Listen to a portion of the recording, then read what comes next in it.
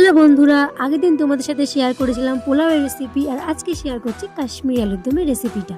তো যাই হোক, প্রথমে কড়াইতে সাদা তেল গরম করে নিয়ে আলুগুলোকে দিয়ে হালকা ভেজে নেব। আর এই ফাঁকে আমি তোমাদেরকে দেখিয়ে দিই আমি কী কী নিয়েছি এই রান্নাটা করতে। পেঁয়াজ বাটা, আদা বাটা, রসুন বাটা, টমেটো বাটা, টক দই আর কাজু আর পোস্ত বাটা। আর হ্যাঁ, এই রান্নাটা আমিষ আর নিরামিষ দুভাবেই করা যায়।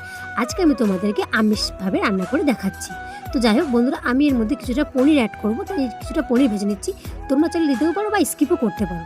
যাই হোক, তারপরে তেলের মধ্যে দিয়ে দিলাম গোটা গরম মশলা আর তেজপাতা। এটাকে হালকা করে একটু ভেজে নিয়ে এর মধ্যে দিয়ে দিলাম পেঁয়াজ বাটা। পেঁয়াজটাকে একটু ভালো করে বন্ধুরা ভেজে নিতে হবে।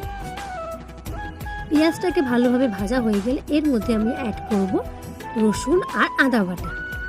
তারপর এইগুলোকে খুব ভালো করে ভেজে নিতে হবে।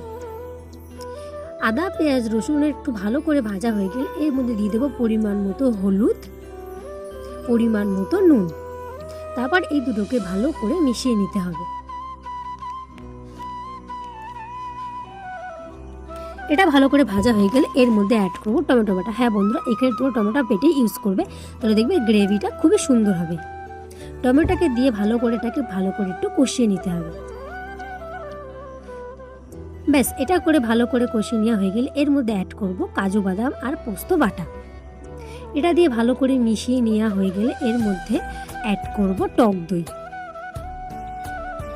টক দইটা দিয়ে আবার ভালো করে মিশিয়ে নিয়ে একটু নাড়াচাড়া করে নেব। তারপরে দিয়ে দেবো কাশ্মীরি লঙ্কার গুঁড়ো। ব্যাস, যখনই দেখবে মশলা থেকে এইভাবে তেল ছেড়ে দিয়েছে, হালকা জল দিয়ে দিয়ে কষিয়ে নিতে হবে। হ্যাঁ বন্ধুরা, মশলাটাকে কিন্তু খুব ভালো করে কষিয়ে নিতে হবে।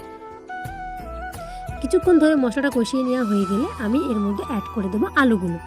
এবার আলুগুলোকে দিয়ে খুব ভালো করে কষিয়ে নিতে হবে। ব্যাস, এর মধ্যে তারপর আমি দিয়ে দেবো পনিরগুলোকে দিয়েও ভালো করে নেড়ে চেড়ে কষিয়ে নিতে হবে। কষানোটাই কিন্তু খুব গুরুত্বপূর্ণ কাজ এই রান্নাটায়। ভালো করে জল দিয়ে দিয়ে এটাকে কষিয়ে নিতে হবে।